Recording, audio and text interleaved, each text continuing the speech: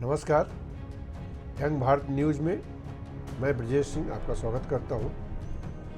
आज मैं इस कार्यक्रम में उत्तर प्रदेश में कांवड़ यात्रा को लेकर शुरू हुए क्यूआर कोड विवाद के बारे में चर्चा कर रहे हैं। क्यूआर कोड विवाद क्या है और क्यों इस मामले को लेकर के सुप्रीम कोर्ट में जाना पड़ा, और इसे भारतीय जनता पार्टी के ऊपर फिर से एक आरोप लगने लगा है कि वह समाज में हिंदू मुस्लिम के बीच बंटवारा करने की कोशिश कर रही है। उत्तर प्रदेश सरकार ने पिछले साल जब कांवड़ रूट पर, खास करके हरिद्वार से उत्तर प्रदेश में आने वाले विभिन्न मार्गों में कांवड़ रूट पर खुली दुकानों पर दुकानदारों के नेम प्लेट लगाने के आदेश दिया था, तो सुप्रीम कोर्ट ने उसमें आदेश दिया था कि इस तरह का कोई आदेश जो है समाज में धार्मिक आधार पर बंटवारे की भावना को बढ़ाता है, और उन्होंने इस आदेश पर रोक लगा दी। एक साल बीता है, फिर कांवड़ यात्रा शुरू हुई है और सरकार ने अपने पिछले आदेश को नए रूप में लागू करने का आदेश दे दिया है। इस बार प्रशासन को कहा गया है कि सभी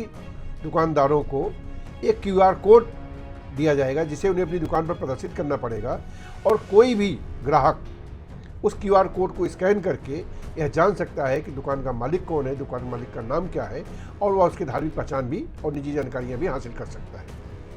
अब इस मामले को फिर से सुप्रीम कोर्ट में चुनौती दी गई है और यह चर्चा शुरू हो गई है कि सरकार एक धार्मिक कार्यक्रम को हिंदू मुस्लिम के बीच में भेद बना करके एक राजनीतिक लाभ के लिए बार बार इस तरह का आदेश लाती है, जबकि सुप्रीम कोर्ट से स्पष्ट निर्देश उसको पिछले साल मिल चुका था कि ऐसे मामलों में धार्मिक आधार पर कोई भेदभाव नहीं किया जाना चाहिए। आज सरकार ने जो कदम उठाए हैं और उसके पक्ष में जो तर्क दे रही है और जिस आधार पर उसका विरोध हो रहा है और कोर्ट में उसको जो चुनौती दी गई, इन्हीं सारी मुद्दों पर चर्चा करेंगे। इस चर्चा में हमारे साथ होंगे वरिष्ठ पत्रकार अजय शुक्ला, जो बताएंगे कि सरकार की नीयत और सरकार के काम और सरकार के फैसले को कैसे देखा जा रहा है और कैसे इसको लोग ले रहे हैं। शुक्ला जी, हम लोग उत्तर प्रदेश के रहने वाले भी हैं और उत्तर भारत के तमाम शहरों में रहकर पत्रकारिता करते रहे हैं, लेकिन जिस तरीके से उत्तर प्रदेश में योगी आदित्यनाथ की सरकार आने के बाद बार बार मुद्दों को हिंदू मुस्लिम के बीच में लाया जाता है और इस मामले में कोर्ट के आदेश निर्देश की भी अवहेलना की जाती है, उसको लेकर अक्सर विवाद खड़े होते रहते हैं। पश्चिमी उत्तर प्रदेश में कांवड़ है और इसके साथ ही देश के दूसरे हिस्सों में भी कई जगह पर शिव जी को जलाभिषेक किया जाता है, लेकिन ये सारा विवाद जो है पश्चिमी उत्तर प्रदेश में शुरू होता है। जैसा कि आपको पता है कि हाल ही में सरकार की ओर से निर्देश दिया गया है स्थानीय प्रशासन को कि जो भी कांवड़ रूट के ढाबे और होटल्स हैं, दुकानें हैं, उनके बाहर एक क्यूआर कोड लगाया जाए जो फूड सेफ्टी डिपार्टमेंट की ओर से जारी किया जाएगा, और उस फूड एंड सेफ्टी डिपार्टमेंट से मिले कोड को कोई भी आदमी जो है एक फूड सेफ्टी का जो ऐप है उसको डाउनलोड करके अगर आप उसको स्कैन करते हैं तो उस दुकानदार के बारे में, उस प्रतिष्ठान के बारे में सारी जानकारी, उसका नाम पता सब आपके सामने आपके मोबाइल पर आ जाएगा। इस तरह से आप फिर से दुकान या ढाबे वाले की नाम के माध्यम से धार्मिक पहचान कर सकते हैं। इसी मुद्दे को पिछली बार सुप्रीम कोर्ट में चुनौती दी गई थी, सुप्रीम कोर्ट ने इस पर रोक लगा दी थी। अब फिर से विवाद शुरू हो गया है। आपको क्या लगता है इसके पीछे क्या मंशा है, राजनीतिक मंशा है? देखिए, मंशा वही है जो पिछली बार थी, धार्मिक तुष्टीकरण और जिस तरीके से बहुसंख्यक जो हिंदू समुदाय है उसकी भावनाओं को भड़काना और वो भावनाएं भड़का करके मुस्लिम समुदाय के लोगों पर हमला कराना, उनको लिंचिंग करवाना, और ये सारी चीजें हैं कुल मिला के। आप पिछली बार का ही देखिए और अब का देखिए, उसमें कोई बहुत बड़ा अंतर नहीं है।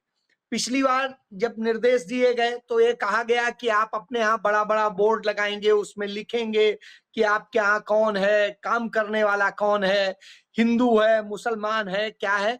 तो इस तरह से करके आप अपने यहाँ काम करने वाले कर्मचारियों के बारे में भी लिखेंगे। तो यह कहीं से भी उचित नहीं था। इसको लेकर के भी उस समय अपूर्वानंद झा, जो दिल्ली यूनिवर्सिटी में हिंदी विभाग के प्रोफेसर हैं, वो, महुआ मोइत्रा आदि तमाम सारे लोग गए थे, और उस पर सुप्रीम कोर्ट ने यह माना कि हाँ, यह वर्गीकृत करने का एक तरीका बनाया गया है और जिससे आपकी पहचान करा करके धार्मिक रूप से हमले कराए जाने की एक ये साजिश के तौर पे देखा गया। सुप्रीम कोर्ट ने जब इस पर रोक लगा दी तो सरकार ने सोचा इसका रास्ता क्या निकाला जाए। तो उत्तर प्रदेश सरकार ने जो इसके लिए साजिश की वो बड़ी अहम है। फूड सेफ्टी एक्ट 2006 जो है, उस एक्ट में प्रोविजन है कि आपको एक अच्छा भोजन मिलेगा, क्वालिटी भोजन मिलेगा, सारी चीजें। अब आपका क्यूआर स्कैन करके जिस तरह से आपने कहा, वो मकसद क्यों है?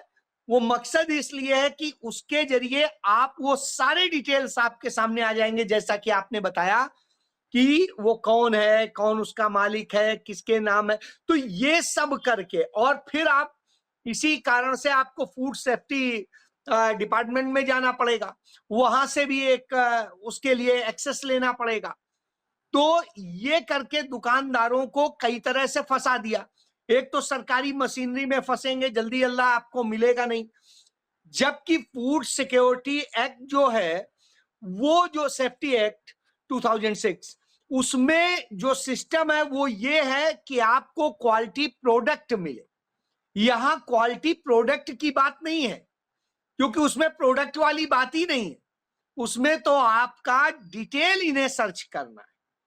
तो यह अपने आप में साजिश है। जो बन रहा है उस ऐप से तो उसकी क्वालिटी चेक नहीं हो सकती, तो क्वालिटी चेक कैसे होगी? तो असल में इन्होंने क्वालिटी चेक करनी नहीं है, इन्हें हिंदू मुस्लिम करना है। इसीलिए पूर्वानंद जो है अब पुनः सुप्रीम कोर्ट का उन्होंने रुख किया है, और वो सुप्रीम कोर्ट जाके यही बात कहना चाह रहे हैं कि असल में ये आपके स्टे का उल्लंघन है, अवमानना का मामला है, यह कोई सही सीधे सा मामला नहीं है। तो इसको ये साजिश कुल मिला के की जा रही है और इसी के लिए ये पूरा खेल किया गया है। जी जी अजय जी, आप सही कह रहे हैं। इस मामले की सुनवाई संभवतः 15 जुलाई को हो सकती है, लेकिन इसके पीछे यह भी बात स्पष्ट है कि जब आप क्यूआर कोड को स्कैन करते हैं तो सिर्फ उसमें ओनर का नाम दिखाई देगा, उसकी जात आप पहचान पाएंगे, वो क्या खाना बनाता है, क्या मसाला डालता है, कितनी सफाई रखता है अपने ढाबे या होटल में, इसकी तो कोई जानकारी होती नहीं उस पर। तो इस कवायद के पीछे तो कम से कम फूड क्वालिटी को चेक करना तो नहीं ही है। इसके पीछे एक ही मकसद है कि आप आसानी से दुकान मालिक के बारे में जान जाएं, और वह निश्चय ही इस मौके पर हिंदू मुस्लिम की भावना को भड़काने वाला साबित होगा।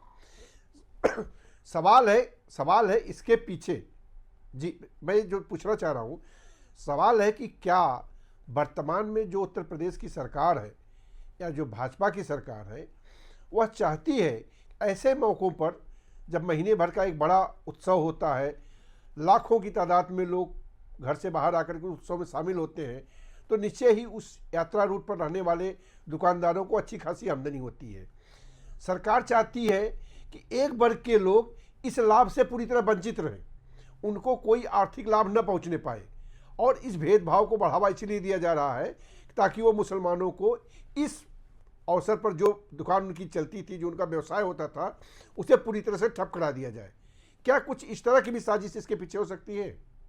देखिए, मैं फिर से कह रहा हूं, इस सरकार की यदि पूरी क्रोनोलॉजी को समझिएगा तो इसने क्या किया। इसने पहले ये किया कि हर वह आवाज या हर वह व्यक्ति या हर वह समुदाय या हर वह जाति जो कहीं ना कहीं उसे मुफीद नहीं लगती है, जो उसको अपने लिए ठीक नहीं लगती है, उसकी आवाज बंद करने के लिए पहले उसको आर्थिक तौर पे तोड़ा जाए, उस पर हमले किए जाए, उस पर एफआईआर दर्ज की जाए, उसको किस तरह से फंसाया जाए, उसकी चीजें छीनी जाए और इतना परेशान कर दिया जाए कि वो सरेंडर हो जाए, दोयम दर्जे का बन जाए। यह इस सरकार की नीति है। यदि 11 साल के पूरे आचरण को देखेंगे, उत्तर प्रदेश में आदित्यनाथ की जब से सरकार बनी उस समय से लेके अब तक यदि आप देखेंगे तो आदित्यनाथ का पूरा आचरण यही है। हालांकि उनका पूरा कैरेक्टर ही यही है। यदि आप जब वो नहीं भी मुख्यमंत्री बने थे, उसके पहले के सांप्रदायिक दंगों के मामले में भी उन्हें देख सकते हैं। तो ये सारी भूमिकाओं के बावजूद मैं उस पे न जाके सिर्फ इतना कहता हूं, इस सरकार का आचरण स्पष्ट तौर पे परिलक्षित करता है कि यह सरकार इस तरह से व्यवहार करती है कि कुछ समुदाय, कुछ जातियों, कुछ लोगों को कैसे उन पर हमला किया जाए, उनकी आर्थिक तौर पे उन्हें छिन्न भिन्न कर दिया जाए, अलग थलग कर दिया जाए। और इसी के लिए आपने देखा होगा तमाम राज्यों में, तमाम गांवों में, तमाम जगह पे कि इनकी दुकानों का बायकॉट करो, इनके घरों का बायकॉट करो, इनका मोहल्ले में मत रहने दो, ये करो। इस तरह की घटनाएं करा के सांप्रदायिक उन्माद पैदा करने की कोशिश करते हैं और जॉम्बी बनाने की कोशिश करते हैं। यह पूरी कोशिश उसी का नतीजा है कि इसके जरिए आप आइडेंटिफाई करें और हमले करें। अब इसमें सिर्फ यही नहीं है कि मुस्लिम समुदाय ही केंद्रित होगा, इसमें दलित भी फंसेगा, इसमें दूसरे और भी फंसेंगे, क्योंकि जब पूरा डिटेल आएगा तो आएगा ये जाटो, ये पवार, ये तो इस तरह से जातियां भी आएंगी, तो ये जी, जातियां सही भी कह रहे हैं। आएंगी, धर्म भी आएगा। तो ऐसी स्थिति में उनके लिए आसान रहेगा, अच्छा इसे टारगेट करो, और वो टारगेट करके हमले किए जाने की ये एक साजिश मात्र है और वही रची जा रही है, जिससे ये आर्थिक तौर पे भी टूटे, सामाजिक तौर पे भी टूटे और वैसे भी परेशान रहे। जी जी, एक बात जो और कही जा रही है कि यह मामला पश्चिमी उत्तर प्रदेश में ही ज़्यादा उभरता है। कांवड़ इस समय काशी से भी यात्रा निकल रही है, इस समय जो है इलाहाबाद से भी लोग कांवड़ जा रहे हैं, अयोध्या भी जा रहे हैं, लेकिन संभवतः वहाँ के रूटों पर इतनी मुस्लिम आबादी नहीं है या इस तरह की दुकानें मुस्लिमों की नहीं मिलती हैं। वहाँ कोई कार्रवाई की भी बात नहीं आ रही है, वहाँ कोई QR कोड लगाने की भी चर्चा नहीं खबरों में है। ये पश्चिमी उत्तर प्रदेश में इतना फोकस क्यों रहती है सरकार? कहा जा रहा है कि मुख्य सचिव मेरठ में एक बैठक किए और उस बैठक में अफसरों को निर्देश दिया गया कि सख्ती से इसका पालन किया जाए। तो पश्चिमी उत्तर प्रदेश को क्या इस तरह की सांप्रदायिकता में झोंकने के पीछे कोई खास मकसद है भारतीय जनता पार्टी का? बिल्कुल, बहुत सटीक आपका सवाल है, ये बहुत अहम है। इसके पीछे वजह है, आप थोड़ा सा वहां का स्ट्रक्चर देखिए। यदि आप पश्चिम उत्तर प्रदेश में जाएंगे तो आपको त्यागी हिंदू भी मिलेंगे और त्यागी मुसलमान भी मिलेंगे, मलिक हिंदू भी मिलेंगे, मलिक मुसलमान भी मिलेंगे। इसी तरीके से कई तमाम सारी आपको जातियां और धर्म के लोग मिलेंगे जो मुसलमान भी होंगे और हिंदू भी होंगे। तो यहां क्या है, जो एक पुराना स्ट्रक्चर है वो एक होकर के मिलके काम करने का रहा है। जाट और मुस्लिम में कोई बहुत लड़ाई कभी यहां नहीं रही। चंद सालों में जो पैदा किया गया वो नफरत का माहौल, तो वो पैदा किया। देखिए हरियाणा में आइए तो हरियाणा में जाट वर्सेस अदर्स यही लोग कराते हैं। जाट को हिंदुओं में एक प्रकार से जैसे ट्रीट ही ना करते हो। इसी तरीके से जब यहां आते हैं पश्चिम उत्तर प्रदेश, तो पश्चिम उत्तर प्रदेश को में जाट के साथ खड़े होके जाट को अदर्स से लड़ाने का काम करते हैं। तो ऐसी ये इनकी यही रणनीति है। इसके जरिए ये तमाम जातियों और धर्म की वह लड़ाई पैदा करके वह सामाजिक ताना बाना तोड़ना चाहते हैं, क्योंकि वह ताना बाना इनके राजनीतिक उद्देश्यों को पूरा करने में बाधक है। यहां जो कहते हैं हम गंगा जमुनी तहजीब, वो यहां देखने को मिलती है। दोनों एक दूसरे के साथ मिलकर काम करते रहे, लेकिन 2012 में जब दंगा कराया गया सांप्रदायिक, और उसके बाद जिस तरह से तत्कालीन सरकार को बदनाम किया गया, जबकि उस दंगे के वास्तविक सोर्सेज आज भी अवेलेबल हैं कि वो दंगा करने वाले लोग भाजपा आरएसएस से जुड़े हुए लोग थे।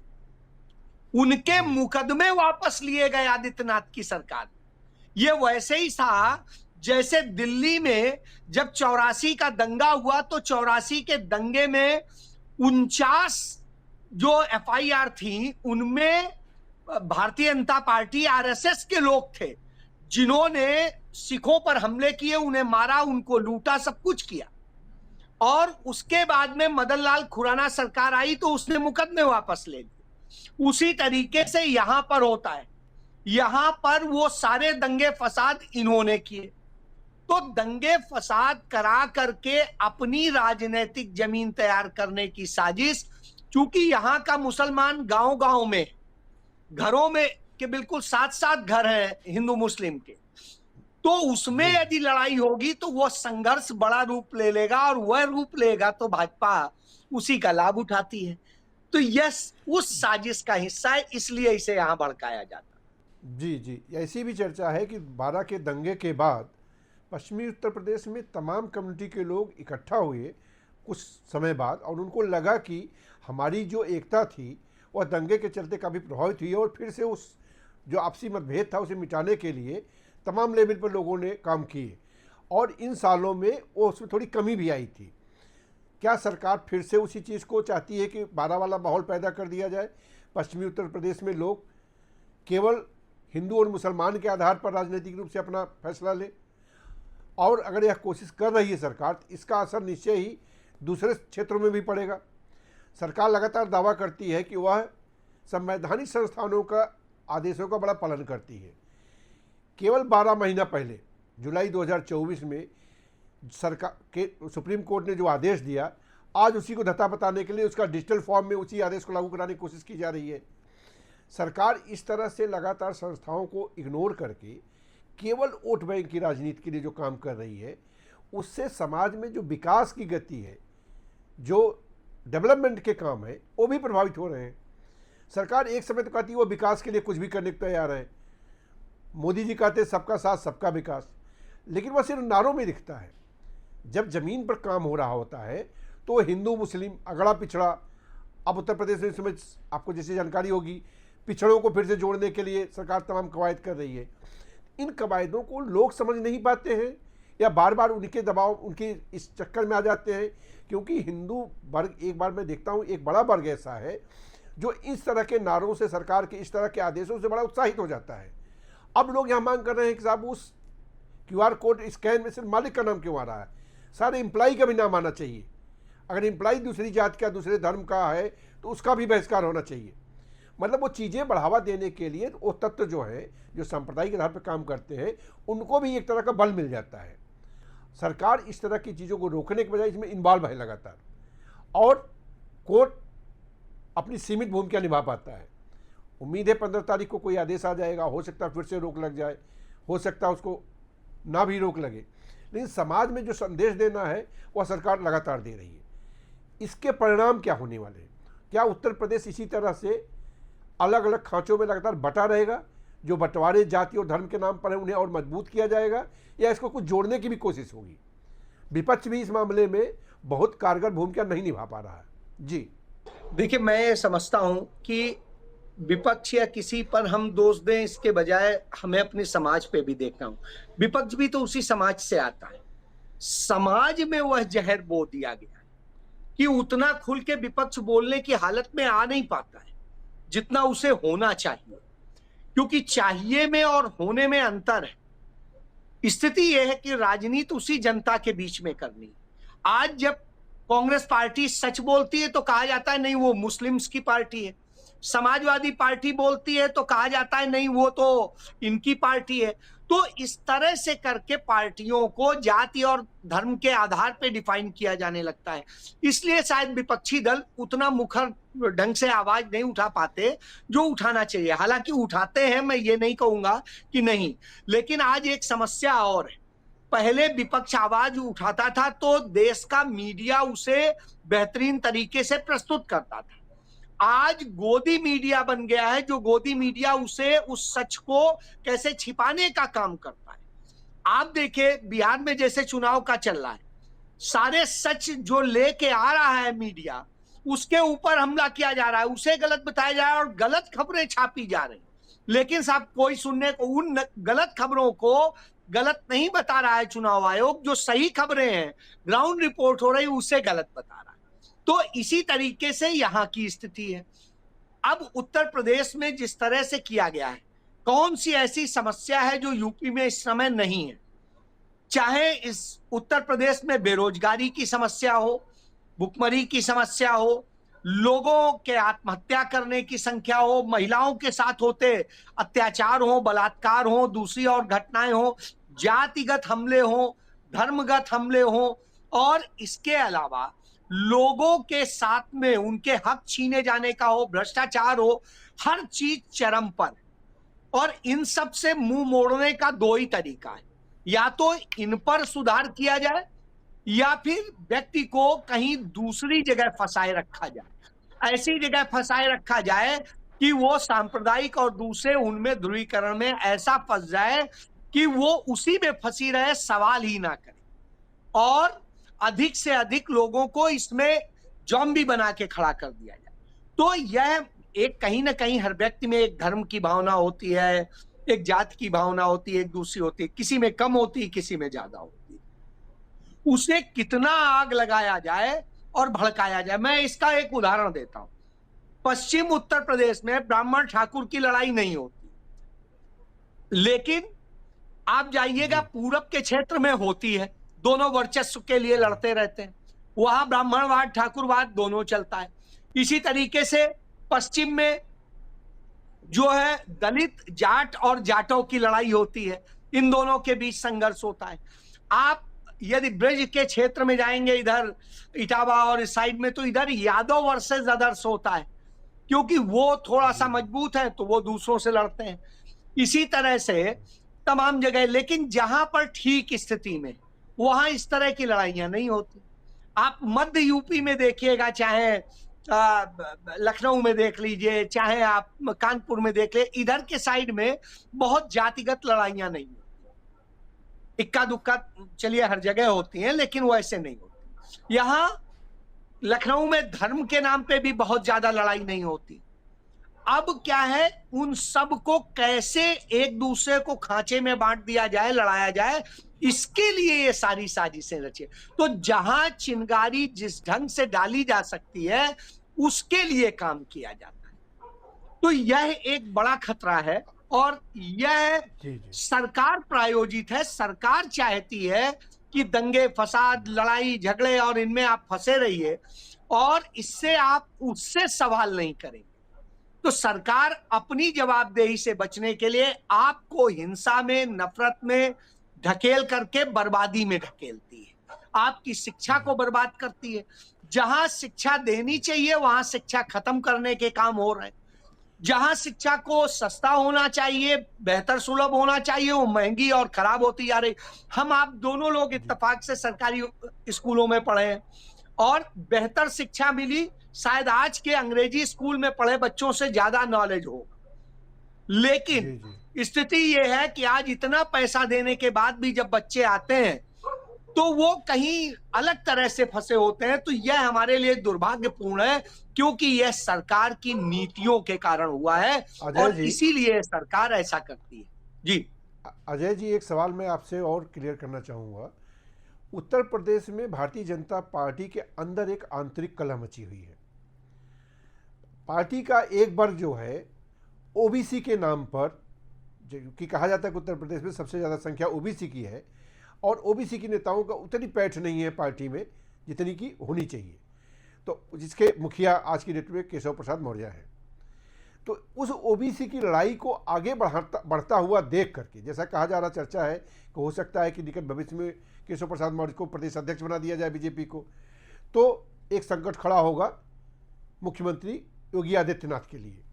और इस जातिवाद की लड़ाई को ढकने के लिए, एक बड़ा अम्ब्रेला खींचने के लिए सदैव भाजपा ने सांप्रदायिक आधार पर, हिंदू मुस्लिम आधार को बढ़ावा दिया ताकि जाति समीकरण को नीचे दबाया जा सके।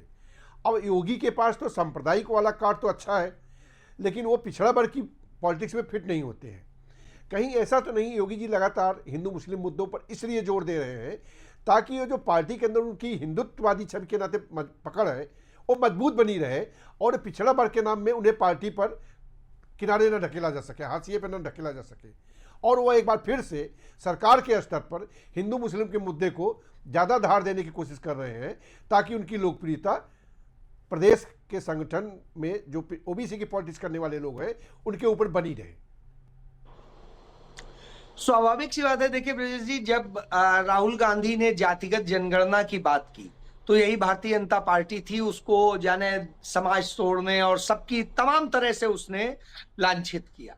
लेकिन जब आप देखिए ये सारी बातें जब सामने आई तो इस सरकार ने खुद कहा कि हम जातिगत जनगणना कराएंगे। अब स्थिति है, यदि जातिगत जनगणना की यदि वास्तविक स्थितियों पे आकलन करें, 2011 के आंकड़े जो ऑथेंटिक तौर पे हमारे पास अवेलेबल हैं, उसके मुताबिक देखें तो उत्तर प्रदेश में 50% से अधिक ओबीसी आबादी है, लेकिन उसकी भागीदारी कहाँ है? तो भागीदारी जब हम उसकी खोजते हैं तो भागीदारी मिलती ही नहीं है। और जो आपने डिप्टी सीएम बनाया ओबीसी समुदाय से, उसकी स्थिति यह है कि उसे स्टूल मंत्री बना के छोड़ा हुआ है। वो बोल कुछ भी ले, उसकी हैसियत नहीं। जबकि जब विधानसभा चुनाव 2017 का लड़ा गया था तो उसी के नेतृत्व में लड़ा गया। मुझे आज भी याद आता है, उन दिनों में हिंदुस्तान अखबार का संपादक था, मेरे पास में मौर्य मिलने आए और उस समय तमाम बातें हुई थी। तो उन्होंने कहा था नहीं, अब हमारी पार्टी ओबीसी को ज्यादा प्रमुखता से लेगी और आपको देखने को मिलेगा, हो सकता है ओबीसी ही मुख्यमंत्री हो। तो इस तरह की स्थितियां उन्होंने बताई थी। आज जब मैं आपसे बात कर रहा हूं तो आप बताइए, मैं वो मुख्यमंत्री ढूंढ रहा हूं, ओबीसी कहां है? तो मुझे नहीं दिखता है, बल्कि वो स्टूल मंत्री के तौर पे। जी, बीजेपी के डीएनए में वो सवर्ण ही है।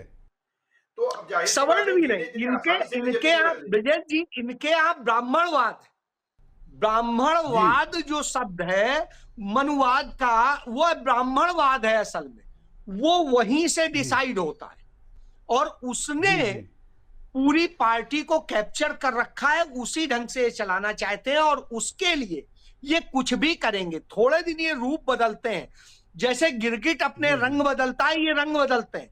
आप इनके जी, जी, ओरिजिन सही से कहा। ले लीजिए, 1925 से लेके मैंने अध्ययन किया, इन्होंने कैसे बार बार रूप बदले। कभी दिखाया हम सावरकर से लड़ रहे हैं, कभी सावरकर के साथ खड़े हैं, कभी कहते हैं गोडसे हमारे हैं, कभी कहते हैं गोडसे हमारे नहीं है, कभी जो है जी, जनसंघ को अपना बताते हैं, कभी कहते थे जनसंघ हमारा नहीं। जब वो सब जनता पार्टी में विलय कर जाते हैं तो जनता पार्टी वाले। तो आप इनके रूप देखिए, बार बार ये बदलते रहे और यही इनका है। कभी ये माफी मांगते हैं, कभी कहते हैं नहीं, वो जो है आपातकाल काला वो था अध्याय है और सब कुछ है। तो ऐसी स्थिति में आप इनको यह समझ सकते हैं कि इनका खुद का कैरेक्टर अपने आप में डिफाइन नहीं है। ये सुविधा अनुसार बदलते हैं, लेकिन इनके उद्देश्य बिल्कुल साफ है। उद्देश्य वही है, वही ब्राह्मणवाद स्थापित करना, वही मनुवाद के हिसाब से सिस्टम करना, और उसको बढ़ाने के लिए धीरे धीरे अभी सहयोग किसी से ले लें, लेकिन हर किसी को ये टूल की तरह इस्तेमाल करते हैं। वास्तविक सत्ता वहीं से चलती है जो हम सब जानते हैं। जी जी, जी, धन्यवाद अजय जी। YBN का ये एपिसोड दर्शकों को कैसा लगा, मैं चाहूँगा कि वो अपने कमेंट में ज़रूर बताएं, ताकि इस आधार पर हम इस चैनल को और बेहतर बना सकें। नमस्कार।